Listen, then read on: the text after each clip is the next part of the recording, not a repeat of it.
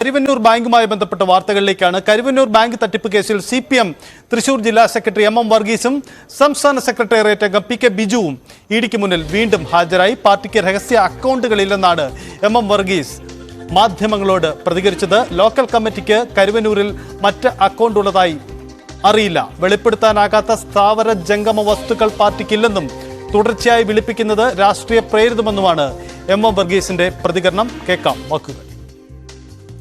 അവര് വിളിച്ചുകൊണ്ടിരിക്കുന്നത് എന്ത് ചെയ്യാൻ? എന്താണ് അവർ ഉദ്ദേശിച്ചത്? രാഷ്ട്രീയമായിട്ടുള്ള അജണ്ടയാണല്ലോ.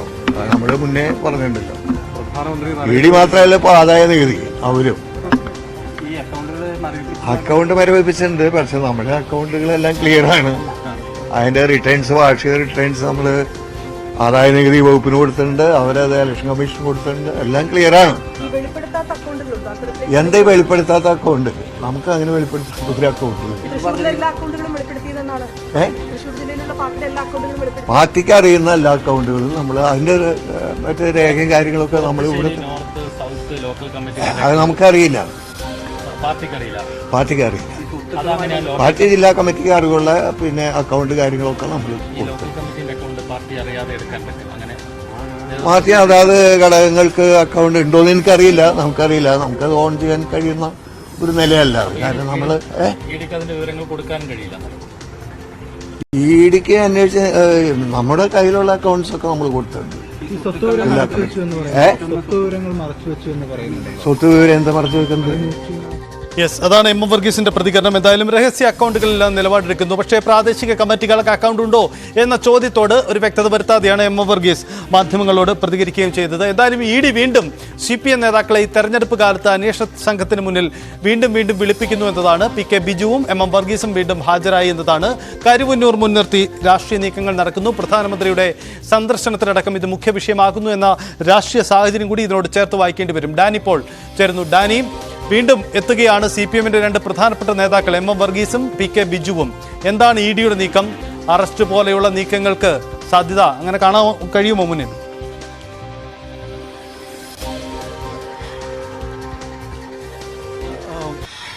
സജിത, ഇതിൽ ഇപ്പോൾ നിലവിലൊരു അറസ്റ്റ് സാഹചര്യം അതിനേക്കാളും അപ്പുറം ഈ കാര്യങ്ങൾ കരുവന്നൂർ കേസുമായി ബന്ധപ്പെട്ടുകൊണ്ടുള്ള CPMന്റെ പ്രതിരോധം കൂടുതൽ ദുർബലമാകുന്ന രീതിയിലേക്ക് വരുന്നു എന്നതാണ്. കാരണം ഇത് CPM തൃശൂർ ജില്ലാ സെക്രട്ടറി 6ാം തവണയാണ് കൃത്യമായി ഇതിന് മുന്നിലേക്ക് ഇഡിക്ക് മുന്നിലേക്ക് എത്തുന്നത്.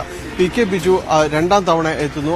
ഇതുമായി ബന്ധപ്പെട്ടുകൊണ്ട് ഇഡിയുടെ അന്വേഷണം വലിയ രീതിയിൽ മുന്നോട്ട് പോകുന്നു എന്ന വ്യക്തമായ സൂചനകളാണ് ഇവിടെ നിന്ന് ലഭിക്കുന്നത്. അത് മാത്രവുമല്ല, ഇന്ന് ഇഡി എൻഫോഴ്സ്മെന്റ് ഡയറക്ടറേറ്റ് സമർപ്പിച്ച റിപ്പോർട്ടിൽ വ്യക്തമാക്കുന്നത് ഏതാണ്ട് 101ഓളം കണക്കിൽപ്പെടാത്ത വസ്തുവകകളുണ്ട് തൃശൂർ ജില്ലയിലുണ്ട് എന്നുള്ളൊരു വിവരം കൂടി തെരഞ്ഞെടുപ്പ് കമ്മീഷൻ അടക്കം നൽകിയിട്ടുണ്ട് എന്നാണ് അറിയാനായിട്ട് സാധിക്കുന്നത്. എന്നാൽ ഇത്തരം കാര്യങ്ങളെല്ലാം തന്നെ ഇപ്പോൾ അല്പം മുമ്പ് കേട്ടതുപോലെ അദ്ദേഹം നിഷേധിക്കുന്നുണ്ട്. കാരണം പാർട്ടിക്ക് യാതൊരു രീതിയിലുള്ള രഹസ്യ അക്കൗണ്ടുകളുമില്ല. അതോടൊപ്പം തന്നെ ഇതിൽ വളരെ കുരുക്കായിരിക്കുന്നത് പുറത്തുചേരി നോർത്ത് വെസ്റ്റ് കമ്മിറ്റികളുടെ അടക്കമുള്ള രഹസ്യ അക്കൗണ്ടുകൾ കരുവന്നൂരിലുണ്ട് എന്നതാണ്. പക്ഷെ അത്തരമൊരു രഹസ്യ അക്കൗണ്ടുകൾ തന്റെ ശ്രദ്ധയിലില്ല, അങ്ങനെ ഒരു അക്കൗണ്ട് ഇല്ല എന്നതാണ് അദ്ദേഹം വ്യക്തമാക്കുകയും ചെയ്യുന്നത്. അതോടൊപ്പം തന്നെ കരുവന്നൂർ വിഷയവുമായി ബന്ധപ്പെട്ടുകൊണ്ട് പാർട്ടി നടത്തിയ അന്വേഷണത്തിന്റെ റിപ്പോർട്ട്, അതിന്റെ ആ കമ്മീഷന്റെ അധ്യക്ഷനായിരുന്നു PK ബിജുവിനെ അതുമായി ബന്ധപ്പെട്ടുകൊണ്ടുള്ള വിശദാംശങ്ങൾ ചോദിച്ചറിയുന്നതിന് വേണ്ടി കൂടിയാണ് 2ാം തവണയും തുടർച്ചയായി വിളിപ്പിക്കുന്നത്. PK ബിജുവിന്റെ നേതൃത്വത്തിൽ ഒരു അന്വേഷണം നടത്തിയിരുന്നു. ആ അന്വേഷണത്തിന്റെ ആ റിപ്പോർട്ട് സംബന്ധിയായ ചോദ്യങ്ങളോട് വ്യക്തമായി MM വർഗീസ് പ്രതികരിച്ചില്ല എന്നതും ശ്രദ്ധേയമാണ്. അത്തരമൊരു ആ രീതിയിലുള്ള ഒരു അന്വേഷണ കമ്മിറ്റി അല്ല എന്ന് മാത്രമാണ് അദ്ദേഹം അത് പറയുകയും ചെയ്തത്.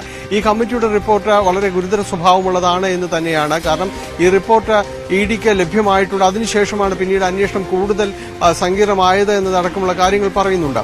ഈ രീതിയിൽ ഇഡി അന്വേഷണം ഒരു ഭാഗത്ത് മുന്നോട്ട് കൊണ്ടുപോകുന്നു. അതോടൊപ്പം തന്നെ ആദായ നികുതി വകുപ്പിന്റെ അന്വേഷണം നടക്കുന്നുണ്ട്.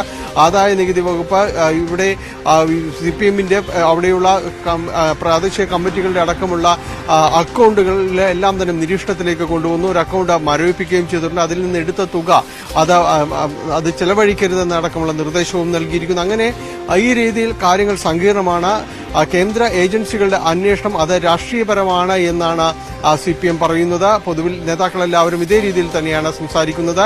ആദായ നികുതി വകുപ്പിന് അക്കൗണ്ട് മരവിപ്പിച്ച നടപടിക്കെതിരെ ഉള്ള നീക്കം അത് നിയമ നടപടികൾക്ക് ഒരുങ്ങുകയാണ് CPM പറയുന്നത്.